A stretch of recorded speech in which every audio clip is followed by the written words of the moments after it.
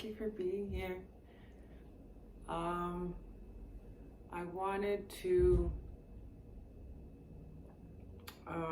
do my usual little music medicine, and then just picking a topic. There's a shift happening, something that's being left behind that we're releasing, and then now with the equinox, I feel like we're transitioning into this new stage, new energetic cycle. And what I've been focusing on, I think, as I've been reflecting back on some of the themes that have been coming up, has been about the shift in paradigm, right? The shift in how we view and perceive ourselves and perceive our world. Learning to not be controlled by the mind, and practicing a level of detachment. So I wanted to kind of follow through on that practice of mindfulness and like raising our awareness, especially with everything that's going on in the world, politically, socially.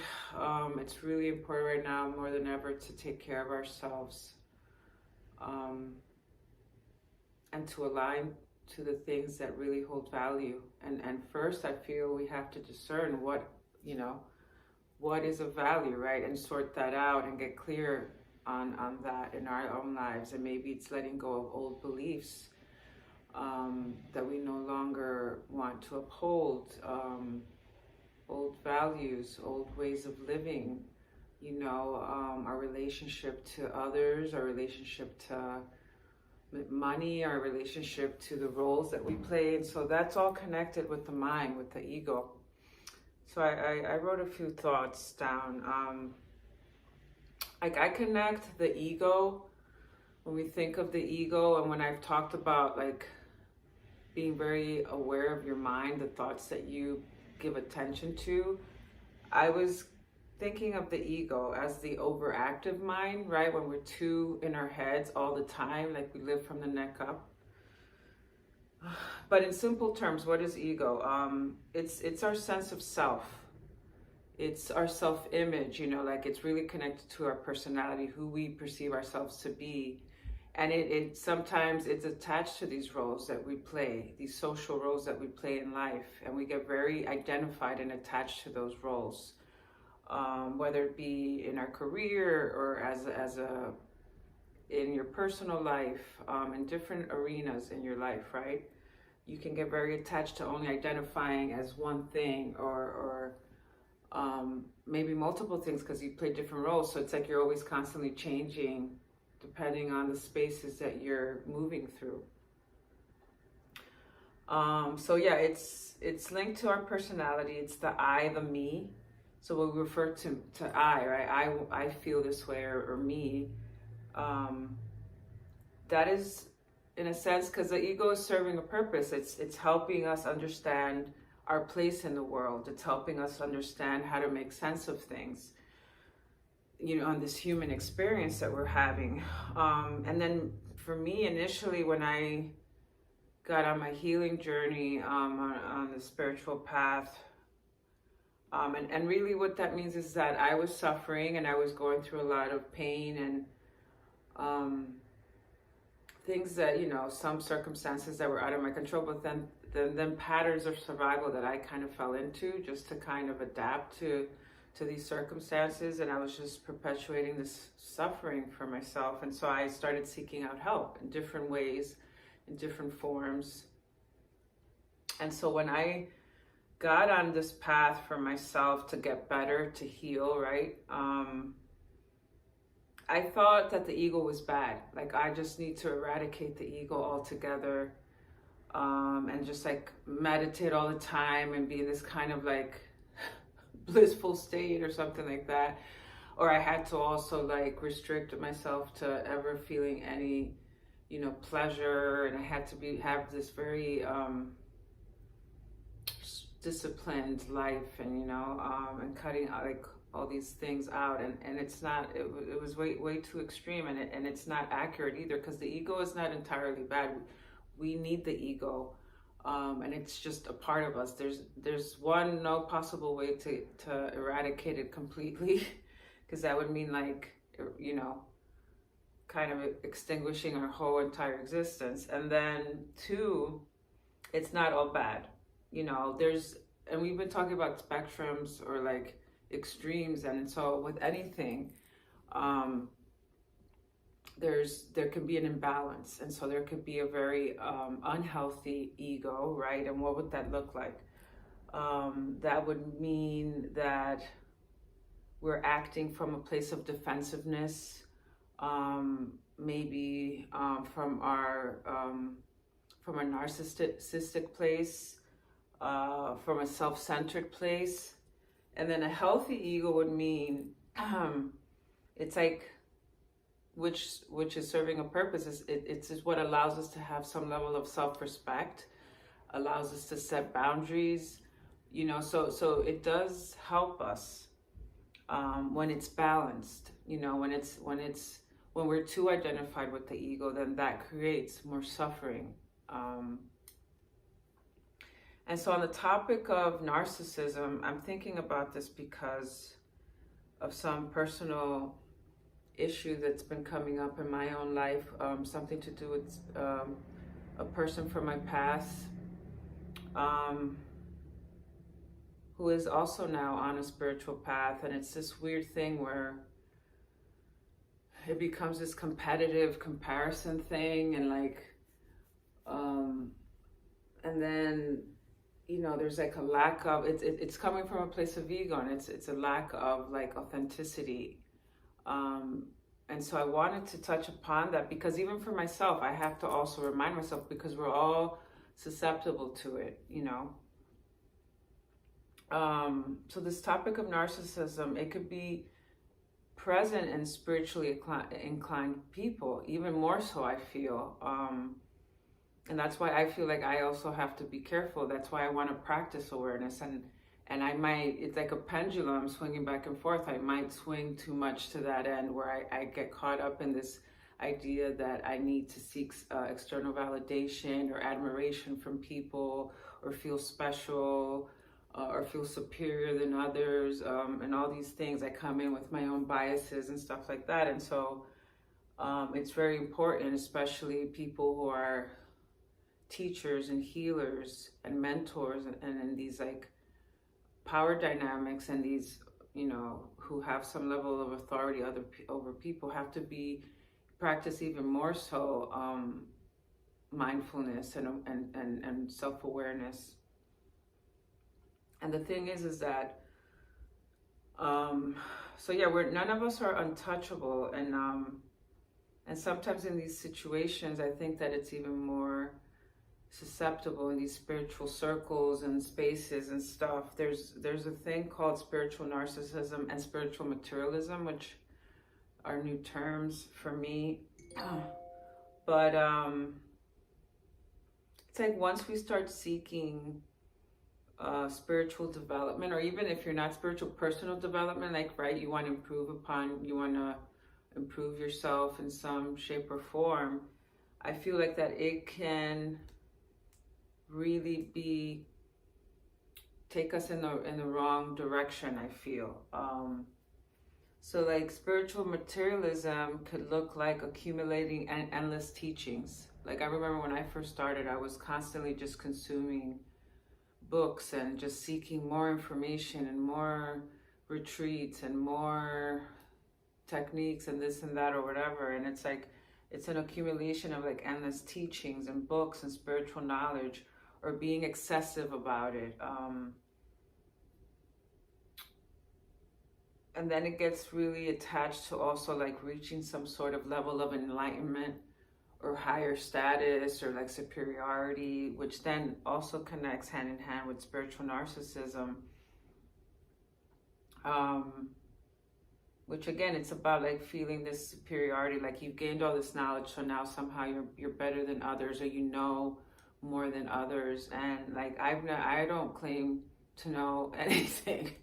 I come here and I share my experiences, and I share the things that are healing and helping for me. And There are going to be people who resonate with it and people who don't. I'm not here for likes. I'm not here for, you know, like some sort of, you know, I want to just share. I want to share. Obviously, I want to spread the word, and things like that. And so spread the love and spread the energy and, like, you know, but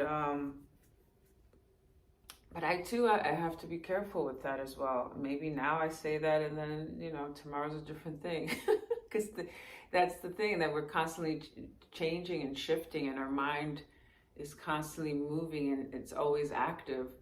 And so again, I think that having these kinds of practices where we can have no mind, where we can lose our mind and detach from our mind, you know, and be able to kind of self-reflect and look from the you know, outside in, or and see, you know, where are these thoughts coming from? Is it attached to old conditioning? You know, is it a trigger? Is it it's connected to a core wound that I'm, you know, why am I getting so defensive, or why am I seeking this validation, or why am I doing this? Is it for the right reasons? You know, so always constantly checking in with ourselves, and it takes constant practice, and it takes moment to moment, like, awareness to do that. And it's not easy, and we don't have to do it perfectly. You know, we find ourselves kind of getting off the path, and then we just like, oh shit, okay, let me get back on. And we do it with loving kindness, we do it with compassion and empathy. Because then again, if not, it's like that's the ego kind of trying to control things. Let me see what I wrote here. So yeah, spiritual materialism, looking for higher status or enlightenment. It can also almost be like competition, like this experience that I'm telling you I'm experiencing with this other person, where, you know, it's like it becomes this comparison or even copying of things that I'm sharing. It's very strange. Although this person is a spiritual healer and talking about authenticity and talking about truth and all these, you know, upholding all these values, yet their actions don't align with their behavior. And so then I have to also, it's a good reminder for me too, to look back at myself and see, like, am I going to engage in this kind of activity, these kinds of choices, these kinds of behaviors, or do I want to take this as a lesson and grow and just be different, you know, be myself. That's what I want to do. And I think that's what we're all here to do, to be ourselves, our true selves, that goes beyond the ego, which connects to our soul.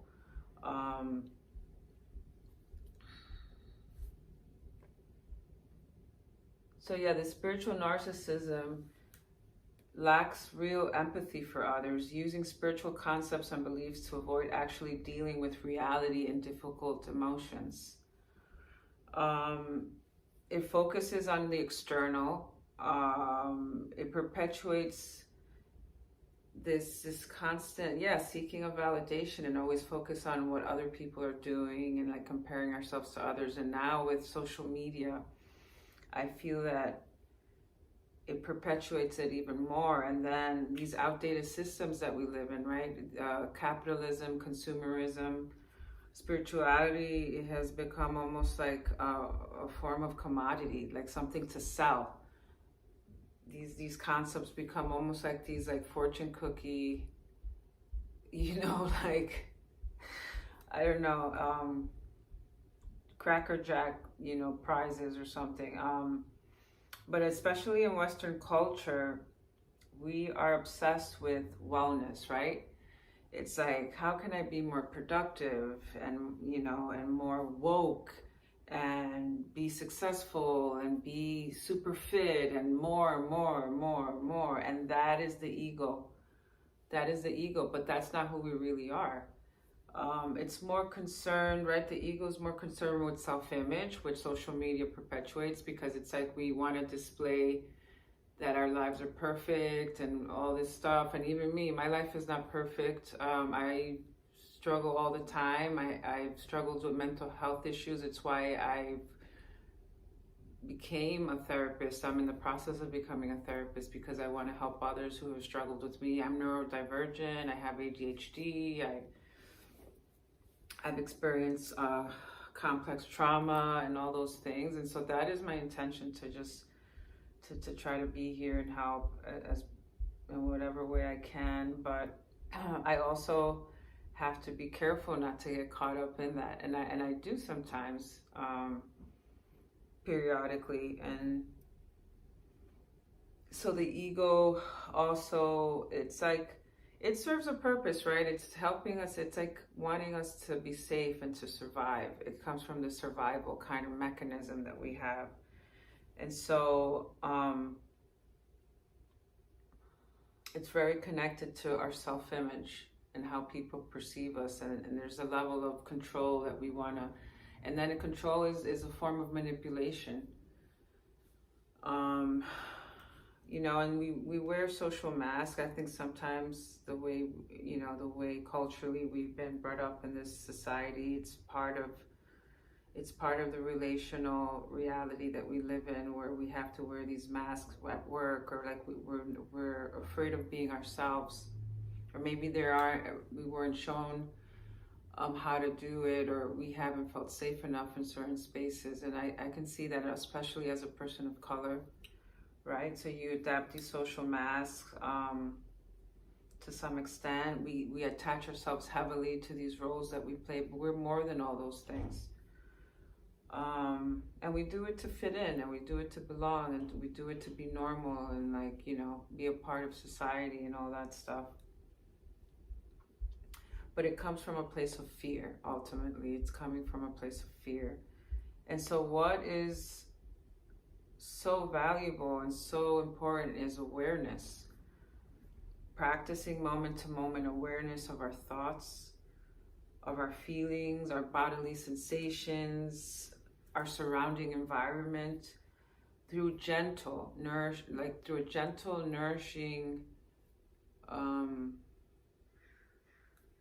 lens, you know, like I was saying before, not from a judgmental lens, not judging yourself or judging others. If you do witness this kind of behavior, you want to be aware so that you can take the right, make the right choices to protect yourself, right? If you do encounter these kinds of individuals, especially if you're seeking guidance and help and emotional support, I mean, those are the most, I think, like when I was in the most vulnerable state looking for help, I was so desperate that, you know, I was susceptible to going to these people who were not as conscious as they said they were, you know, and putting myself in harm's way, and like, you know, and then and getting involved and working with people who were coming from these very egoic, narcissistic, materialistic places, you know, maybe unknowingly, you know. Sometimes we do things unconsciously, most of the time, even though we have good intentions, even though we're involved in these kinds of practices, you know. Like even now I'm in psychology, clinical psychology. Like I've had some therapists that were not the best, you know, because we're human and we're imperfect. And so that's how we learn. We learn through relationship and bringing these things up in relationship and having these discussions and calling people out, again, with love and with kindness and compassion. Because sometimes it's a lack of awareness, you know. So yeah, awareness is very important. And that's something we've been talking about as well.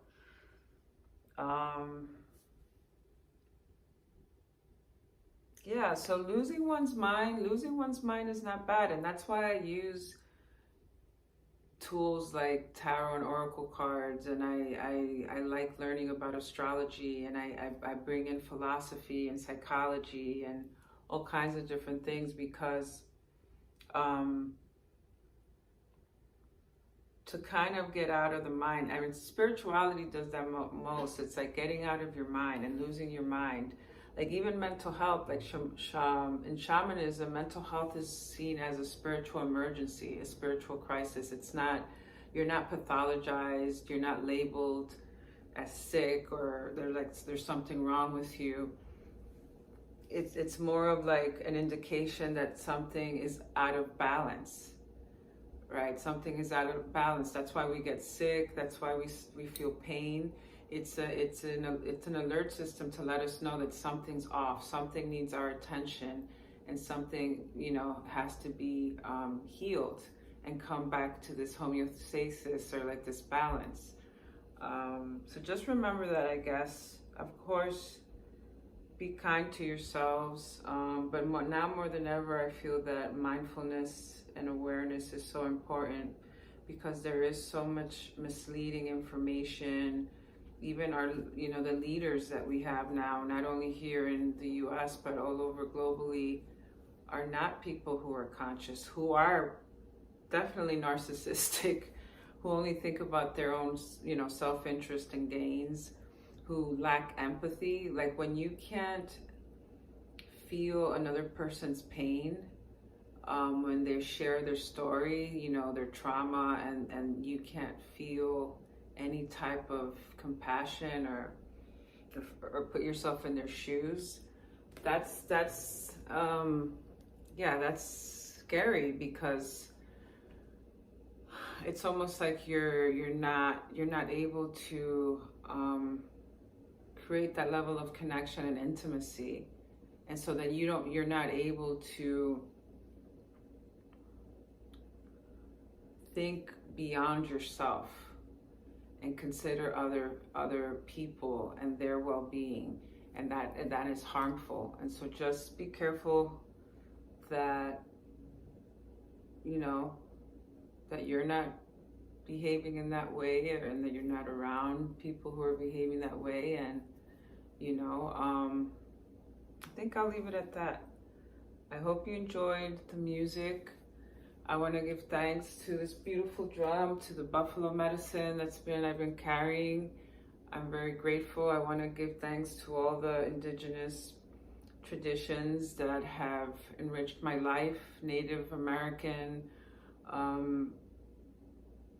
Latin American traditions, Caribbean traditions where I'm from, that have really helped me along my way. I want to give thanks to the land that I'm on, the Olani land, and the land that I come from, which is the Napi land. Thank you, Mother Earth, Mother Nature. We can take some time to just ground and breathe, giving thanks for another day of life, giving thanks to our body for sustaining us and holding us, to the roof over our heads, to the people in our lives that love us and take care of us and support us, to having food on the table, to having, you know, a means to sustain yourself, and to be in this beautiful world, even with all the crazy shit that's going on in the darkness. There's so much beauty. Like yesterday, I got to see some hummingbirds. It's one of my favorite birds, and that in itself, so simple. I think it's like we need to simplify.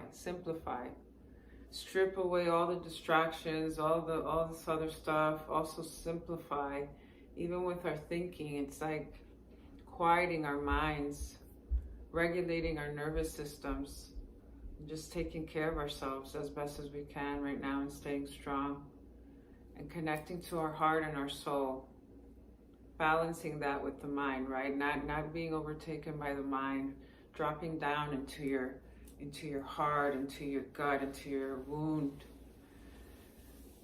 grounding with the earth, walking outside on grass, on the earth, grounding, bringing in all that beautiful energy up into your body.